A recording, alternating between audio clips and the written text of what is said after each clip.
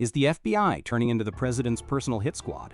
Or is Donald Trump finally exposing a deep state conspiracy that's been rotting America from the inside? Buckle up, because in a bombshell twist that's got Washington shaking, the man who handpicked Christopher Wray to run the Bureau is now gunning for his scalp, demanding a full probe into the guy he called his top cop just 8 years ago. Welcome to Libo News, where we cut through the chaos to uncover what this means for you, for justice, and for the soul of our democracy. If you've been following the headlines, you know this isn't coming out of nowhere. Just days after a federal grand jury slapped James Comey with indictments for allegedly lying to Congress about a 2016 leak, charges Comey flatly denies, Trump lit up Truth Social like it was the 4th of July.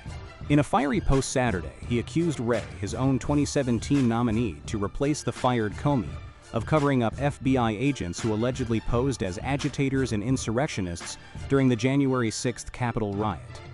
Trump didn't hold back. I want to know who each and every one of these so-called agents are and what they were up to on that now historic day. He framed it as payback for great American patriots who, in his words, paid a very big price for loving their country, a clear nod to the hundreds convicted in connection with the attack. But let's pump the brakes and zoom in on the spark that ignited this powder keg. Trump's wild claim that the FBI secretly placed 274 FBI agents into the crowd right before the chaos erupted. He called it a hoax, insisting these weren't law enforcement pros, but provocateurs egging on the mob. This isn't some offhand tweet. It's a direct slap at Wray, who Trump says did a terrible job and whose service was very inappropriate. On NBC Sunday, Trump doubled down, musing that the Justice Department is probably already digging into Wray. Why now? Why this guy? Stick with me, because as we unpack this, you'll see how one unproven allegation is ripping open old wounds and threatening to rewrite the rules of accountability in America. At the heart of it all is January 6th, a day that still divides us like a fault line running straight through the heartland. Trump has long peddled the narrative that the riot, which left 5 dead, over 140 officers injured, and our Capitol desecrated, was a setup. He rallied thousands that afternoon on the Ellipse, firing up the crowd with cries of a stolen 2020 election, claims courts dismissed over 60 times. Now he's resurrecting a fringe theory that feds infiltrated the throng to incite violence. The source? A Blaze Media report last week, quoting an anonymous congressional insider, alleging 274 plainclothes agents were embedded in the crowds. Sounds explosive, right? But hold on, because when you dig deeper, this story starts crumbling faster than a house of cards in a hurricane. Flashback to December 2024. The Justice Department's own Inspector General dropped a bombshell report after combing through thousands of documents and witness testimonies. Verdict? No evidence of undercover FBI employees stirring the pot at the Capitol or in protest crowds. What they did find: 26 informants in D.C. that day, monitoring election-related unrest, not inciting it. A former senior FBI official told NBC flat out that the Blaze claim is completely and utterly untrue. No authorized agents in the crowds, period. Even current FBI Director Kash Patel, Trump's pick, who's no stranger to controversy himself, pushed back. On X Saturday, he admitted agents were there for crowd control after Metro Police declared the riot, but called it a, quote, failure of corrupt leadership that bucked FBI protocols. In a Fox News sit-down, Patel stressed agents stepped up post-breach, not before. It's a far cry from Trump's agitator army. So why is this myth sticking like glue in certain circles? Let's get real for a second. It's psychology meets politics in a toxic brew. For Trump supporters, it's validation. Proof the system's rigged against real Americans, turning January 6th from a stain into a setup. Psychologists call it confirmation bias on steroids. Once you buy the deep state storyline, every leak or rumor fits the puzzle. And Trump? He's a master showman, knows outrage clicks. By looping in Wray, his own guy, he flips the script. Not me versus them, but us patriots versus the suits who betrayed us all. It's brilliant theater, but here's the depth.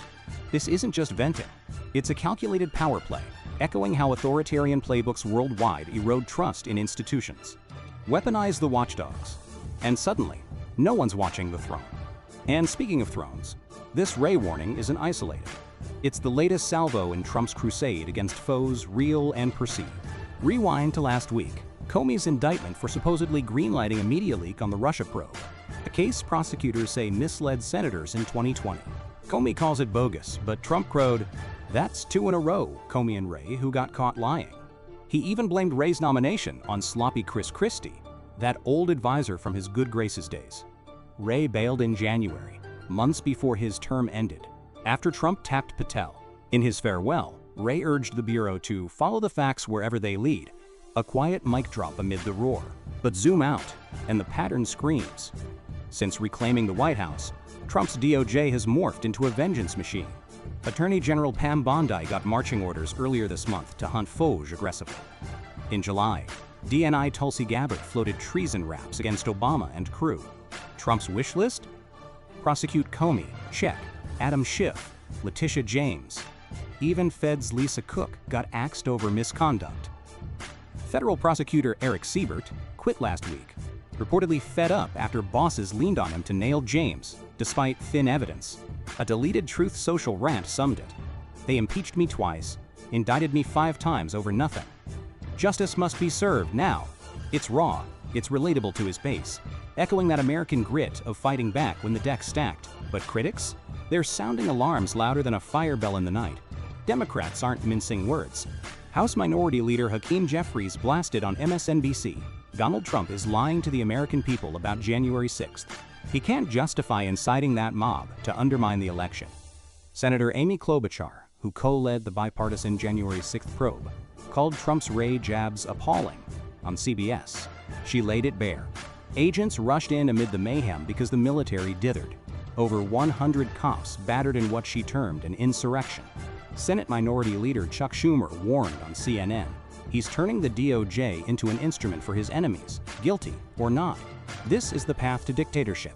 Even insiders like ex-DOJ attorney EJAZ Baluch told Reuters Politics now Trump's justice in case picks.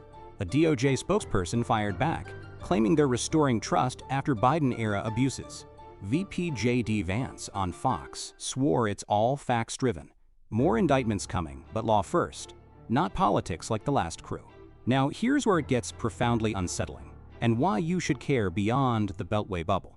At its core, this feud isn't about one riot or one director. It's a stress test for the guardrails that keep power in check. The DOJ was born post-Waterloo, Nixon's scandals, to be apolitical. A shield for the little guy, a sword against the mighty, no matter the jersey. Weaponize it, and you don't just settle scores. You shatter the mirror all Americans gaze into for fairness. Why does Trump push so hard? Peel back the layers. It's survival instinct from a lifetime in spotlights that burn. Impeachments, indictments, they scarred him, fueling a worldview where attack is the best defense. For his base, it's catharsis. For opponents, it's apocalypse now. But the real why? In a polarized paradise lost, trust is the ultimate currency. Erode it, and democracy doesn't fall. It fades, one hoax at a time. Think about it. If the president can indict yesterday's allies on whispers, who's next? Your local DA? The press grilling your team? We've seen this movie abroad. Turkey's Erdogan's purges, Hungary's Orban playbook. Yet America's different. We built this republic on checks, balances, that messy miracle of we the people. Trump's defenders say it's draining the swamp he promised. Detractors cry foul on the rulebook. Neutral take? Both sides have blood on their hands. Biden's DOJ pursued Trump relentlessly, remember? But the asymmetry here chills. One man's justice becomes the next's jihad.